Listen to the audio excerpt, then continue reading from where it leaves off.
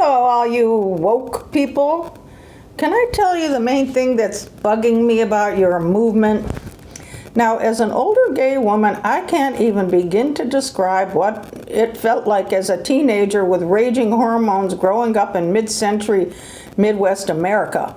Just to give you an idea of what it was like, at age 15, I was on a psychiatric ward for 6 months, and I thought I was in heaven because the place was swarming with gorgeous young nurses, and I had crushes on half of them, but I secretly wondered what the hell was wrong with me that I preferred being in a loony bin to living at home with my loving family and dating boys like a normal girl.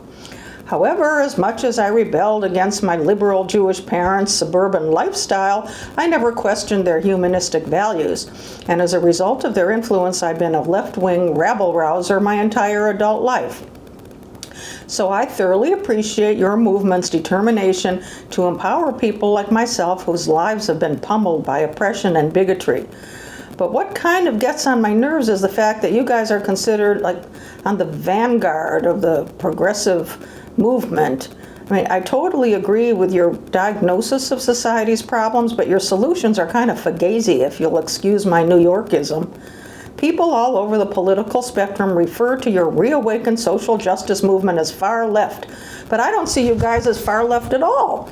All the far left movements in history have waged war against capitalist oppressors of poor and working people. Your movement, on the other hand, has been incorporated into the American establishment.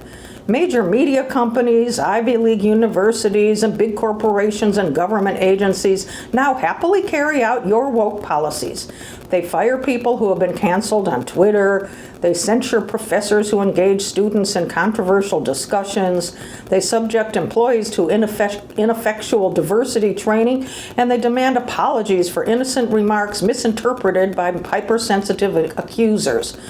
But the reason the country's most influential institutions have embraced your agenda is so that they can appear woke themselves while remaining gatekeepers of the economic status quo. So while many of you claim to be, some weird version of Marxist, your welcome presence in the inner sanctums of America's moneyed institutions makes you part of the capitalist system, whether you want to be or not. When our friend Bernie Sanders was winning the hearts and votes of millions of Americans, establishment Democrats tore him down as much as possible to make sure he never became president of the United States. After he lost the nomination and George Floyd's murder sparked explosive nationwide protests, the neoliberal pundits and media people shouted from the rooftop that the newly energized anti-racism movement was now the only one that mattered since Bernie's political revolution had fizzled out at the end of its leader's presidential run. A New York Times headline read, "Bernie Sanders predicted revolution, just not this one."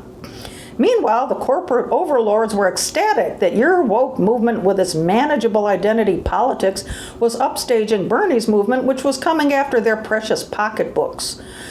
Fortunately, reports of Bernie's political death have been, to quote Mark Twain, greatly exaggerated. In spite of embittered leftists calling him a sellout because he remained loyal to the party that betrayed him, Bernie has continued his political revolution from within the halls of Congress, waging legislative war against moderate colleagues who care more about kissing up to their donors than improving the lives of their constituents. Even as a U.S. Senator, Bernie Sanders is more anti-establishment than many of your cohorts who would rather bring vitriolic complaints to the authorities of bureaucratic institutions than stand outside of these institutions and challenge their power. If I understand it correctly, you guys want to turn the power grid upside down, elevating the most oppressed people to the top positions and demoting the straight, able-bodied white males to the bottom rungs. So what's going to happen after wokeism prevails, when millions of embittered, gun-toting, unemployed white men are instructed to accept the new higher status of the oppressed people, stop running their mouths, and just shut up and listen?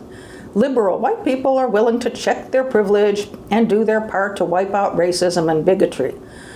But the working class MAGA people, who number in the millions, hate wokeism because they think it is part of the coastal elite system that dismisses and disrespects them, and feeling marginalized themselves, they will never accept that they enjoy even one iota of white privilege.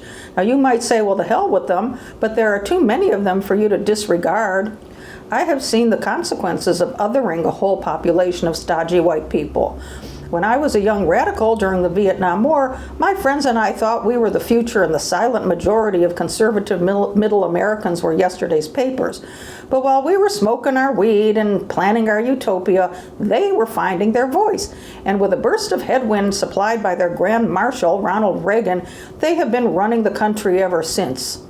Your movement is dividing progressives by obsessing over identity politics while shying away from the fight against the economic inequality that is dragging down the vulnerable people you want to empower. I mean, come on, guys. Who has been maintaining our racist system?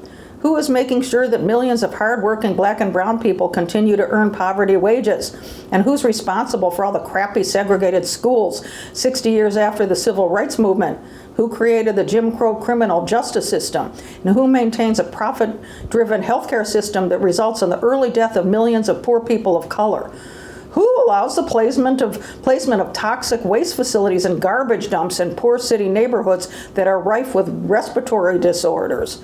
The answer is that it's not people who inadvertently hurt someone's feelings on Twitter, or celebrities who wrote some stupid shit 10 years ago, or white writers and artists who have the audacity to incorporate people of color into their work. And as much as we might want to blame them, it's not the gun-toting MAGA guys who think that white men should still be the lords and masters of the world.